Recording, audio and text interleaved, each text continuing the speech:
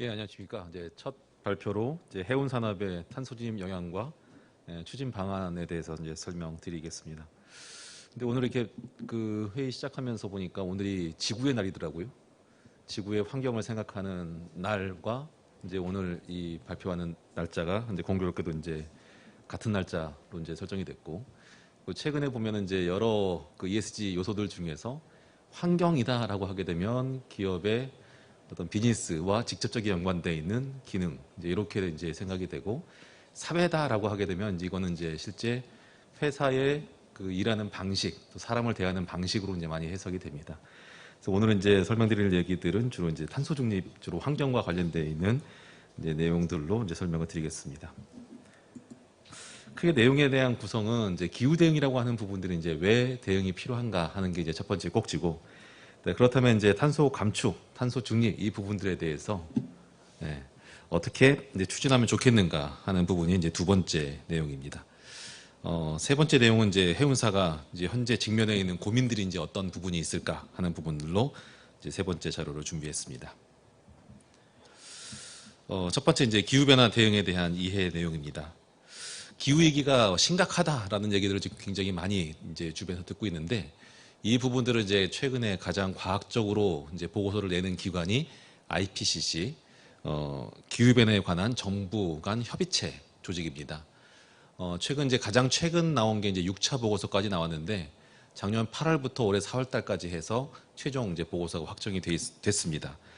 여기서 이제 나갔던 내용들 보니까 2017년도까지 이미 기후 변화는 이제 1도씨까지 온도가 상승했다라고 얘기가 되고 있고, 또 여기서 이제 기준이 되고 있는 부분들이 이제 1.5도씨라고 하는 기준이 되고 있는데, 업계에서 이제 이 1.5도씨 상승 억제하는 부분들이 굉장히 중요한 목표 중에 하나입니다. 여기서 예측하기를 1.5도씨까지 상승하는 시점이 생각보다 빨라졌다. 21년에서 40년 사이에 1.5도씨까지 기후 온도가 상승할 것이다라고 좀 예상을 하고 있습니다. 지금 1도씨, 1.5도씨 뭐 이렇게 얘기하니까 상당히 뭐 온도 올라가는 게 생각보다 뭐 낮다라고 생각하는데, 그 과학적 연구에 기반해서 보니까 3.5도씨 정도 지구 온도가 상승하게 되게 되면 전체 생태계가 파괴가 되고, 사람들이 먹을 식량들이 50% 이상 감소가 되고, 또 이 부분들을 되돌리려고 했었을 때 지구가 버텨지지 못해서 더 이상 되돌릴 수 없는 상황, 그 불가역적 상황이라고 하더라고요.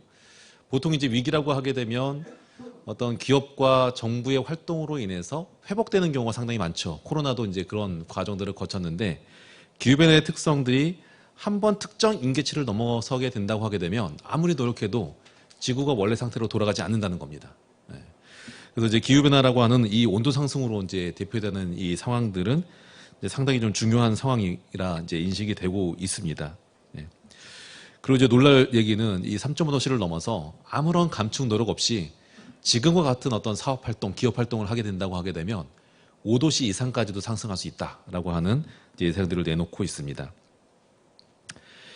이런 과정에서 이제 기후 대응에 대한 어떤 최근의 노력들을 살펴봤었을 때 가장 큰 전기는 2015년도에 협약된 파리 기후 협약이라고 볼 수 있습니다.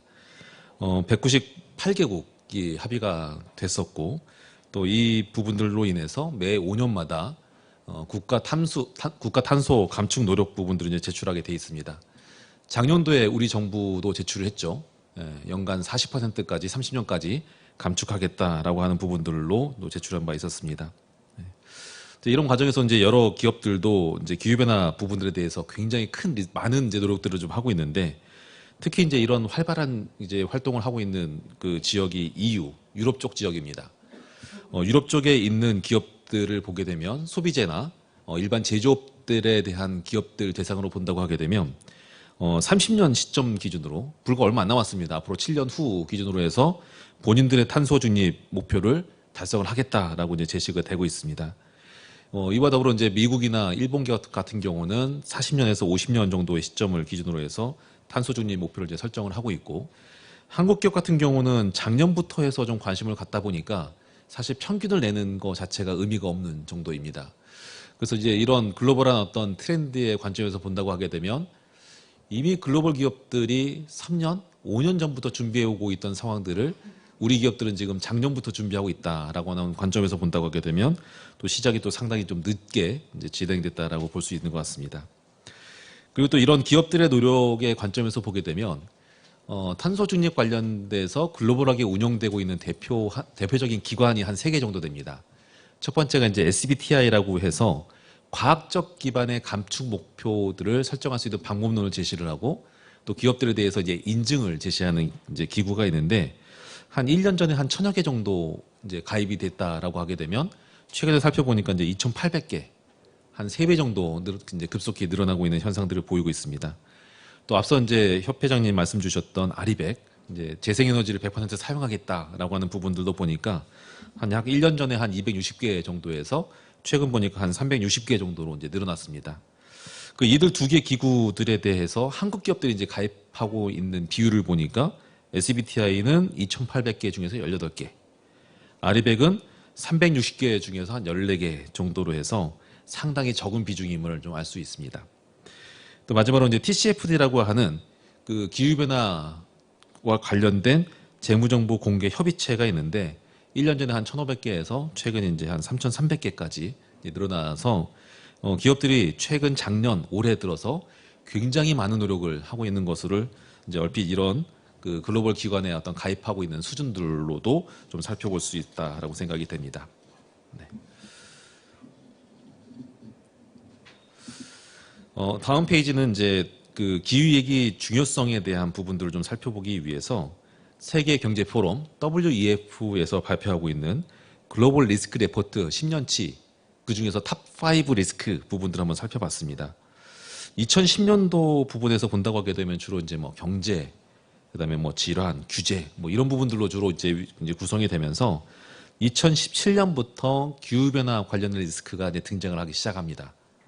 2017년에 기상이변, 자연재해 한 2개 정도 시작을 해서 20년, 21년을 보게 된다고 하게 되면 사실상 거의 대부분의 그 상위 리스크는 기후변화가 차지하고 있는 것으로 좀 볼 수 있습니다. 그래서 기후위기를 정의를 할 때 2008년 금융위기를 생각하게 된다고 하게 되면 어느 정도 여러 가지 그 워닝 시그널이 나왔었지만 2008년도에 이제 이런 발생했던 부분을 보게 되면 상당히 급격히 발생했던 것을 한번 유추해서 볼 수가 있습니다. 그의 관점에서 본다고 하면 기후위기는 어떻게 이제 해석이 되냐면 한 단독 어떤 경제 주체가 해결하기 어려운 예측되는 위험이라고 보통 평가가 되고 있습니다.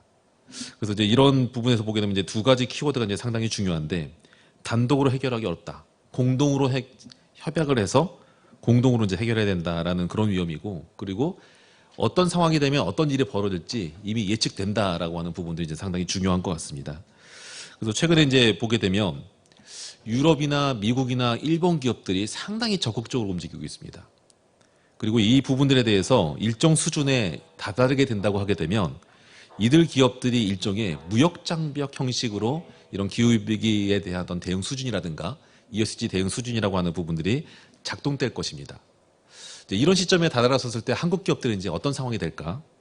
과거에는 한국에 대한 인식이 개발도상국의 프레임워크에서 바라봐졌었습니다. 요즘 이제 중국 기업들이나 뭐 인도 기업들을 바라보듯이 이제 그렇게 이제 비춰져 봤었는데 최근에 한국 기업들의 인식을 보게 된다고 하게 되면 뭐 삼성전자, 현대자동차를 비롯해서 글로벌 기업들이 다수 출연하면서 더 이상 개발도상국의 관점에서 한국 기업들을 봐주는 상황이 없습니다.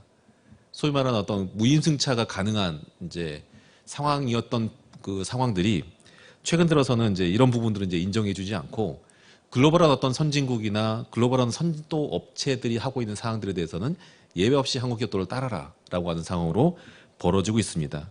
그래서 이런 ESG나 기후위기나 이제 이런 부분들이 향후 무역장벽으로 작용이 됐었을 때 한국 기업들은 경우에 따라서는 거래에서 배제된다거나 또 상당히 뭐 낙후돼서 이제 이런 부분에 대해서 불이익을 받는 상황으로 전개될 가능성도 상당히 높을 수 있습니다. 꼭 이제 그렇게 발생할지 아닐지 이제 이런 부분들은 아직 예견하기 어렵지만 준비가 소로 했었을 경우에 사업적 불이익을 받을 수 있다라고 하는 부분들로 전개될 수 있다는 부분에서 이 리스크라고 하는 부분들은 좀 예의주시해야 되는 좀 사항이라고 이해를 하고 있습니다. 이런 관점에서 이제 탄소 중립에 대한 규제 관점에서도 한국의 정부 차원에서 상당히 적극적으로 움직일 수밖에 없는 상황입니다. 그래서 작년에 이제 2050년 탄소 중립이라고 하는 부분들에 대한 목표도 설정이 됐습니다. 동시에 국가 감축 목표 부분들을 24.4%에서 40%로 급격히 올리면서 정부가 너무한 거 아니냐라는 이제 비판을 받았었는데 이게 한국이 처한 글로벌한 위상이라고 보여집니다. 다른 EU나 미국이나 일본 등에서는 본인의 국가 감축 목표를 40% 50% 이상 설정을 하고 있는데 뭐 이렇게 그 세계 경제 비중에서 차지하고 있는 10위권 국가가 23% 너무 낮다라고 하는 공격들을 너무 많이 받았고 그래서 정부도 이제 이런 부분들을 감안을 해서 이제 40% 설정을 했는데 이 40%의 목표 자체가 다른 어떤 그 OECD 국가나 이런 국가들에 비해서 절대 높은 수준이 아닙니다. 이런 과정에서 이제 바라봐지고 있고 또 한국의 어떤 사회 전환의 관점에서 본다고 하게 되면 화석연료 비중들은 급격히 줄어들 거라 예상이 됩니다. 그리고 재생에너지 비중들은 현재 시나리오에 비춰서 본다고 하게 되면 60에서 70%. 다만 이제 예외적으로 이제 원자력 발전 비중들을 추가적으로 이제 확보하게 된다고 하게 되면 약간의 변동 가능성은 있겠으나 전체적인 큰 구조의 트렌드에서 본다고 하게 되면 큰 변화가 이제 없지 않을까 생각이 됩니다. 또 동시에 이제 글로벌 규제 관점에서 이제 오른쪽에서 살펴보게 된다고 하게 되면 업계 차원의 규제가 발생하고 있는 이제 유일한 업종이 사실 이제 저는 해운업이라고 좀 생각이 됩니다. IMO를 기준으로 해서 여러 가지 어떤 배출권 규제라고 하는 부분들이 특정 업종을 대상으로 해서 이제 발생을 하고 있는데 그게 이제 해운업의 어떤 특성이라고 좀 생각이 됩니다.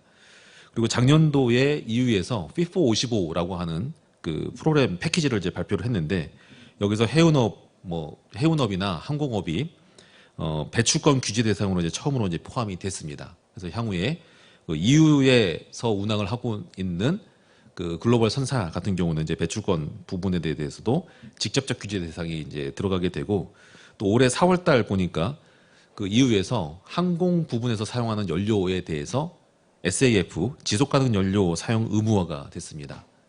그래서 25년까지 2%로 시작을 해서 50년이 되게 되면 63%까지 이제 늘어나게 되는데 2%니까 되게 작다라고 생각이 되지만 항공 연료가 사용되는 그 비중을 본다고 하게 되면 상당히 금액이 큽니다. 그래서 2%라고 하더라도 실제 이제 비중을 보니까 한 4에서 5억 정도에 해당되는 이제 금액으로 좀 설정이 되고 있어서 그 항공업계 입장에서 보게 되면 작은 부분은 아니라고 생각이 됩니다. 그런 관점에서 이제 해운업도 직접적 규제 대상에 이제 포함이 되고 있고 또 동시에 그 고객 관점에서의 어떤 탄소 중립에 대한 요구들도 상당히 강하고 확대가 되고 있습니다. 특히 이제 앞서 설명드렸던 그 글로벌 기업들 같은 경우에는 탄소 중립에 대해서 바라보는 시각 그리고 ESG를 바라보는 시각이 본인만 잘하겠다가 아니라 본인의 주변에 있는 어떤 밸류 체인 부분들도 함께 하겠다라고 하는 시각들이 상당히 강합니다. 그래서 고객 입장에서 본다고 하게 되면 탄소 중립에 대한 어떤 그 규제 관점에서 보게 되면 직접 규제 대상이 아닌 그런 배출량 소통 이제 저희는 스콥 3라고 보통 이제 통칭을 하는데 이런 스콥 3에 해당되는 사항들에 대한 부분들도 본인들의 비즈니스와 연관성이 있다라고 생각을 하게 된다고 하게 되면 이 부분도 상당히 좀 적극적으로 감축하는 활동들을 하고 있습니다. 그래서 이제 아마존 같은 경우는 이제 뒤에서 좀 더 설명을 드리겠지만 2040년 무탄소 운송을 선언을 한 바 있었고 애플 같은 경우도 그 전기차를 사용한 카본 뉴트럴 딜리버리라고 하는 프로그램을 선언을 한 바 있습니다.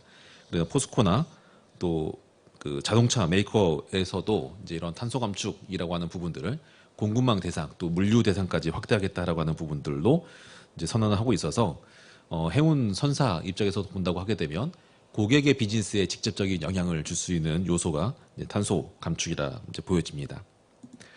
이 부분은 이제 작년 11월에도 한번 설명드린 바 있었었는데 아마존을 필두로 한 이런 소비재 기업들이 무탄소 배출 선박을 위한 화주 이니셔티브를 본인들이 직접 설정을 했고 목표 연도도 2040년으로 이미 설정을 했습니다. 그래서 2040년까지 무탄소 선박을 사용하는 선사를 이용하겠다라고 이제 이미 이제 발표한 바 있었었고 또 유니리버 같은 경우에서도 보니까 그 해운 산업의 어떤 기술 혁신을 통한 친환경 운송 전환 요구 이런 부분들에 대한 요구들을 상당히 좀 강하게 이제 어필을 하고 있습니다. 주변 또 환경에 대한 사항들에 대해서 이제 제가 설명 한번 드리면서 지금 이제 좀 더 깊이 있게 해운업 내용들로 좀 들어가겠습니다. 탄소 배출을 정의를 할 때 이제 스콥이라고 하는 부분이 있는데 크게 세 가지로 나눠집니다. 스콥 1, 2, 3로 나눠지는데 스콥 1은 이제 기업이 직접 통제하는 그 과정에서 나오는 설비 배출입니다. 주로 이제 운송 하역 과정에서 발생되는 뭐 화석 연료 사용하는 연소 배출이라든지 가장 중요한 부분이 사실은 이제 선박 연료를 사용해서 배출되는 이제 양일 텐데 이 스콥 1이라고 하는 기준이 있습니다. 그래서 해운업은 사실 이제 스콥 1에 이제 포커스를 좀 많이 해야 되는 사항이라 이제 보여지고요. 그 외에 스콥 2, 스콥 3가 있는데 스콥 2는 주로 건물이나 사무실에서 주로 운영하는 이제 전기 사용량 이제 이런 부분도 이제 주로 포함이 될 것이라 보여지고요. 스콥 3는 좀 복잡하긴 합니다. 이제 상당히 좀 복잡한데 전체적으로 이제 그 내 사업을 운영하기 위한 주변의 밸류체인 전체적으로 한 15개 정도의 카테고리로 나눠지는데 내가 직접 배출되거나 사용된 건 아니지만 내 사업을 하기 위한 밸류체인에서 발생됐던 그 간접적 배출량을 의미합니다. 그래서 요거 부분이 스콥 3라고 보여지고요. 그리고 또 탄소 배출이 아니라 이제 탄소 감쇄 전략이라고 해서 카본 옵셋 전략이 하나 있고 또 새로운 어떤 신기술 적용이 필요를 해서 소위 말하는 연료 전환하기 위한 어떤 전기와 수소 암모니와 또는 이제 바이오 디젤이나 메탄올 등에 대한 여러 가지 어떤 신기술이 적용이 되면서 이게 스코번에 작용되는 영향들이 있습니다. 그래서 이게 이제 어떻게 보면은 해운업의 입장에서 보게 되면 탄소 배출에 대한 감축을 했었을 때에 바라봐야 되는 어떤 그 전체적인 프레임워크이라 생각이 됩니다. 이 관점에서 이제 가장 중요한 부분들이 사실 스콥 1이라 이제 생각이 되고 글로벌 기업들이 운영하고 있는 어떤 그 탄소 중립에 대한 목표나 이제 선언했던 환경들을 한번 살펴보겠습니다. 배출량 그 머스크 한번 보니까 배출량을 보니까 스콥 1이라고 하는 연료 사용에서 배출되는 부분들이 한 3,800만 톤. 그다음에 전기 사용량은 31만 톤으로 상당히 적습니다. 그리고 스콥 3 부분에서 발생되는 부분들이 만만치 않게 많이 배출되고 있는데 한 2,800만 톤 정도로 이제 배출되고 있는 것으로 이제 파악이 됩니다. 최근 이제 21년도 이 그 기업의 지속 가능 목표를 이 머스크가 공시를 하게 되면서 작년까지는 본인들의 탄소 중립 목표를 이제 50년이라고 이제 설정을 했는데 올해 초에 40년으로 이제 10년을 단축을 시켰습니다. 단축을 시키면서 차세대 무탄소 연료 사용하는 부분들에 대해서 새롭게 목표 설정 부분들을 이제 강화하고 있는 부분으로 파악이 되고 있고 또 동시에 이제 머스크를 제외한 MSC나 뭐 CMA나 뭐 하팡로이드 등도 보게 되면 대략 한 2050년 정도가 된다고 하게 되면 탄소 중립 목표를 선언하거나 또는 IMO 기준에 맞춰서 진행되는 내용들을 이제 볼 수가 있습니다. 그리고 몇 가지 이제 일부 키워드를 좀 살펴보게 되면 CMA 같은 경우는 LNG 선박 관련된 부분들에 대해서 이제 이용을 하겠다라고 하고 있고 또 하팡로이드 보니까 또 듀얼 푸얼 그 동시 추진 엔진 이런 부분들로 이제 건조 발주를 했다라고 하는 부분들로 이제 살펴볼 수 있습니다. 이 중에서 이제 사실 이제 탄소 중립에 대한 해운사의 가장 적극적으로 움직이는 부분들은 사실 이제 머스크라 이제 보여져서 머스크가 지금 어떤 행보를 보이고 있는지를 한번 살펴봤습니다. 탄소 중립에 대한 목표를 설정했던 것들은 2018년도, 지금부터 한 4년 전에 이미 탄소 중립 목표를 이제 설정한 바 있고 21년도에 보니까 13개의 그린 메탄올 이제 선박들을 이미 투자를 진행을 했습니다. 동시에 이제 2040년이 되게 되면 그 넷째로 탄소 중립을 이제 달성을 하겠다라고 이제 선언을 하고 있습니다. 그리고 이제 21년도에 이 회사가 6,600만 톤의 탄소를 배출했는데 그 구성비를 보니까 56%가 이제 그 스콥1에서 발생을 하고 있고 1% 정도가 전기 사용량, 그다음에 스콥 3라고 하는 밸류체인에서 발생하는 부분들이 44% 정도로 이제 발생을 하고 있습니다. 그래서 이 스콥 1, 2, 3 전체 관점에서 2040년까지 탄소 중립을 해내겠다라고 하는 부분들로 이제 목표를 설정하는 것으로 이제 볼 수 있습니다. 네. 그래서 조금 더 이제 구체적으로 좀 들어가서 본다고 하게 되면 해운선사의 탄소 발생하는 부분들은 크게 한 네 가지 정도인 것 같습니다. 스코폰 관점에서는 이동연소 부분들이 선박 연료가 거의 대부분 차지하면서 이제 요게 하나가 있겠고 또 고정연소라고 해서 주로 이제 터미널이나 지사 또는 터미널은 이제 지사를 운영하는 과정에서 이제 발생하는 이제 연소량이 있습니다. 또 세 번째가 이제 구매해서 사용하는 어떤 전력, 네 번째가 이제 스콥3라고 하는 뭐 출장, 폐기물, 그리고 이제 해운선사 같은 경우는 이제 육상이나 해상 운송들을 또 보조적으로 이제 활용을 하고 있으니까 이제 그런 부분에서 이제 발생하는 부분들이 이제 존재합니다. 이 중에서 이제 주안점을 가져야 되는 게 사실 이제 이동연소의 선박 연료를 어떻게 대체할 것이냐, 그리고 IMO의 규제 특성들이 가장 큰 게 선박별로 적용되고 있는 그 선박이 특정 규제 조건을 이제 충족하지 못했을 경우에는 선박이 운항 금지되는 이제 특성이 있다 보니까 선박별로 내용연수를 좀 분석을 해서 현재 운영하고 있는 거, 또 30년쯤에 내용연수가 완료되는 선박, 그 다음에 40년에 완료되는 선박, 뭐 이렇게 이제 구성이 되는데, 큰 흐름에서의 관점에서 본다고 하게 되면 선박의 내용연수가 대략 한 25년에서 30년 정도 되는 것으로 이제 봅니다. 그렇게 되면 50년에 아이모 규제를 준수하려고 하게 되면 30년에 발주되는 선박들은 사실상 친환경 연료로 사용되는 선박으로 발주될 수밖에 없습니다. 이제 고민은 과도기적인 상황, 지금입니다. 지금부터 30년까지 내용연수가 만료가 되거나 신규 투자에서 발주해야 되는 선박들에 대해서는 어떤 연료로 이제 발주할 것인가 하는 부분들은 이제 내부적인 여러 가지 고민이 될 것이라 보여지고, 나머지 이제 이 부분들에 대해서는 좀 기본적인 어떤 방향성이라고 하는 부분들은 감축과 그 아리백 이런 부분들인지 아닐까 생각이 됩니다. 그래서 이제 선박에 대한 그 연료 관점에서 이제 몇 가지 고민되는 사항들을 좀 살펴봤습니다. 여러 가지 이제 연료 대안들이 있는데, 첫 번째가 이제 LNG, 요즘 화두가 되고 있는 LNG라고 하는 부분이 있는데, 상대적으로 다른 연료보다는 상대적으로 저렴한 부분이 있습니다. 연료비는 저렴한데 상대적으로 이제 발주 성과가 상당히 높고, 또 운영하는 과정에서 들어가는 어떤 코스트들도 상당히 높은 것으로 이제 판단이 되고 있습니다. 이런 반면에 탄소 배출에 됐던 저감 관점에서 보게 되면 기존 벙커시유나 그 선박 경유에 비해서 감소되는 탄소 배출 실적 자체가 20% 감소, 생각보다 크지 않습니다. 네, 이제 이런 관점에서 보니까 머스크의 전략을 보니까 이제 LNG 부분들은 처음부터 생각하고 있지 않겠다. 그래서 무탄소 선박으로 바로 가겠다라고 하는 부분이 이제 머스크의 전략이고, 또 하팡로이드나 MSC 같은 경우에서 보면 중기적으로 LNG 부분들에 대해서는 이제 활용을 하겠다라고 하는, 그래서 그 글로벌 선사 같은 경우도 LNG에 대한 입장들은 확연히 다른 걸로 좀 판명이 되고 있습니다. 이외에 또 이제 저탄소 또는 무탄소로 이제 검토되고 있는 게 바이오 디젤이나 바이오 가스 이런 부분이 있는데, 이 부분들은 사실 기존 LNG 추진선하고 좀 비슷하기 때문에 상당히 좀 강점을 갖습니다. 다만 원료 수급, 특히 한국의 선사 같은 경우는 바이오 디젤이나 바이오 가스를 확보하기가 사실상 불가능하다라고 평가가 되고 있고요. 그리고 가격이나 이런 부분에서 본다고 하게 되면 LNG에 대비해서 본다고 하면 상당히 좀 비싼 이제 연료로 좀 구성이 되고 있습니다. 그래서 어느 정도 이 부분들도 그런 면에서 이제 가져가고 있고요.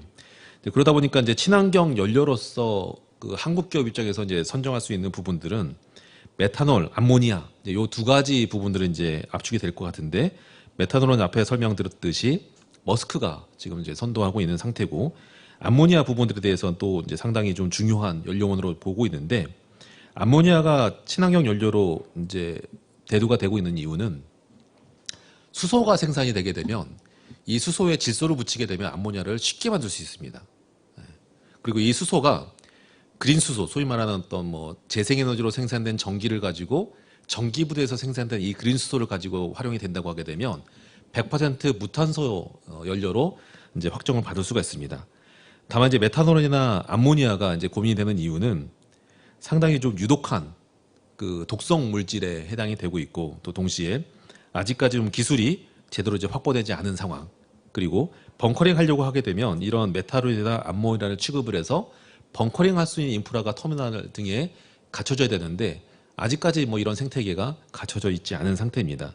이런 관점에서 그 향후에 중안점이 되는 이제 관점에서 이제 계속 검토를 하고 있고, 또 수소나 이런 부분들도 좀 검토는 하고 있으나 선박에 적용하기에는 좀 시기가 좀 안 맞지 않을까 하는 부분도 있고, 또 전기 선박 부분들도 검토가 되고 있는데, 대륙간 운행하고 있는 그 글로벌 그 선박에서는 한계가 있습니다. 중간에 갑자기 전기가 나가게 되면 선박 운행할 수 있을 전기를 어떻게 충전할 것인가 하는 부분들로 인해서 전기 같은 경우에는 소형선 또는 근거리 선을 운행하는 이제 경우에만 좀 검토가 되고 있는 걸로 보여집니다.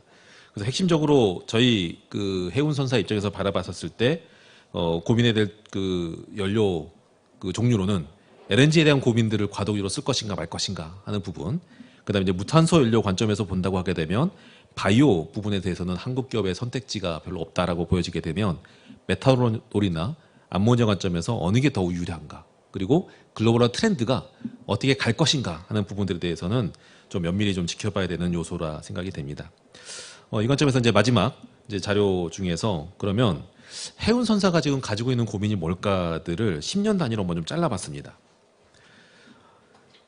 현재 고민하고 있는 주제를 보게 되면 해운 업계가 지금 어떻게 돌아가고 있을까 하는 부분도 살펴봐야 될 것 같고, 그리고 이런 연료 전환을 준비하기 위해서 어떤 준비를 해야 될 것인지, 그리고 당장 발주되는 선박들은 어떤 그 연료 추진선으로 선박을 발주할 것인지, 향후의 규제 방향들은 정해져 있는 이 지금의 규제들이 어떻게 통합되고 더 강화될 수 있는 소지가 있는지 하는 부분들을 살펴보는 게 이제 상당히 중요하다고 보여집니다. 이제 이런 관점에서 사실 30년은 지금 어떤 생각과 어떤 준비를 하느냐에 따라서 연료전환에 대한 준비 사항들은 좀 상당히 좀 달라질 것이다라고 해석을 하는데, 제가 이제 좀 분석 관점에서 좀 해석을 한다고 하게 되면 해운업은 기본적으로 네트워크 비즈니스입니다. 전 세계에 있는 터미널, 전 세계에 있는 여러 어떤 협력업체들을 기반으로 한 네트워크 비즈니스고, 그리고 이 연료전환이나 이런 과정을 살펴본다고 하게 되면 앞서 설명드렸던 메탄올, 암모니아, 뭐 바이오 연료, 앞으로 30년이 되더라도 상당히 공급 관점에서 보게 되면 제약이 걸릴 것 같습니다. 이런 관점에서 보게 되면 이런 네트워크 비즈니스를 글로벌하게 운영하려고 하게 되면 이런 연료 추진에 대한 여러 가지 어떤 전략 부분들을 체계적으로 준비하지 않게 된다고 하게 되면 비즈니스 입장에서 본다면 상당히 손해볼 가능성이 있다. 안 껴줄 가능성이 있다. 이제 이런 부분이 이제 우려가 되는데, LNG 이중 추진성 관점에서 본다고 하게 되면 탄소 감축 관점에서 본다면 상당히 과도기적 대안이고, 투자 관점에서 본다고 하게 되면 상당히 높은 투자, 상당히 높은 연료비 부분들을 부담을 해야 됩니다. 현재 사용하고 있는 벙커 수유나 선박용 경유에 비해서 상당히 좀 비싼 연료 비용일 것이고, 또 벙커링 인프라가 상당히 부족한데 이 부분들을 우리 해운선사가 과연 삐집고 들어가서 극복해낼 수 있는가 하는 부분들이 이제 첫 번째 꼭지에서 이제 고려해야 될 사항이라고 보입니다. 두 번째, 우리 해운선사가 미래를 준비할 전략을 가지고 있는가라고 하는 그 질문 관점에서 본다고 하게 되면 아직 어떤 그 전략을 가지고 갈지 좀 불분명하다라고 이제 보여지는데, 없다라고 보여지는데, 현재 선박 연료를 친환경 연료로 전환하는 것들은 비즈니스 운영 프로세스의 커다란 패러다임의 변화로 해석이 됩니다.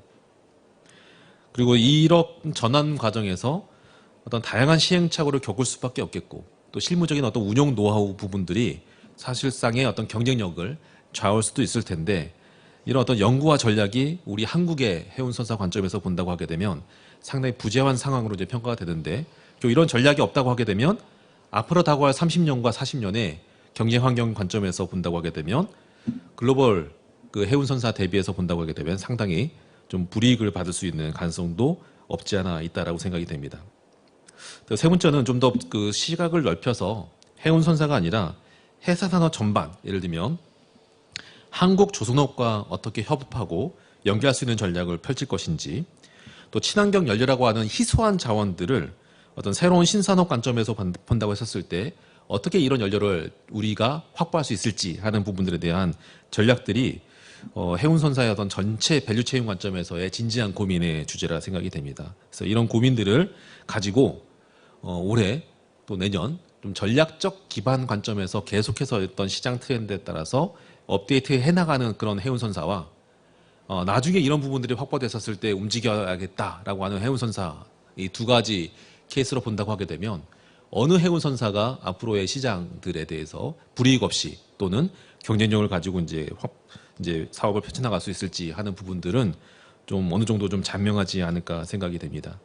그래서 이제 마지막 이제 강의를 좀 설명을 좀 마무리 드리면서 이제 드릴 수 있는 말씀은, 머스크나 MSC 등에 대한 전략들은 아직 명확하게 이제 본인들의 전략들은 설정을 했지만 이 부분들은 해운업 밸류체인들을 장악해 나가겠다라고 하는 해석으로 좀 또 해석이 됩니다. 이 관점에서 우리 해운선사가 글로벌 네트워크의 전체 인프라에 어떤 관점에서 우리가 비집고 들어가서 잘 성공해낼 수 있을지 하는 부분들에 대한 고민의 어떤 중요한 화두들을 좀 던지는 관점에서 좀 오늘 설명을 좀 드리고 좀 체계적으로 준비하는 데 있어서 좀 도움을 드리는 기대를 갖고 오늘 설명을 좀 마무리 드리도록 하겠습니다. 네, 감사합니다.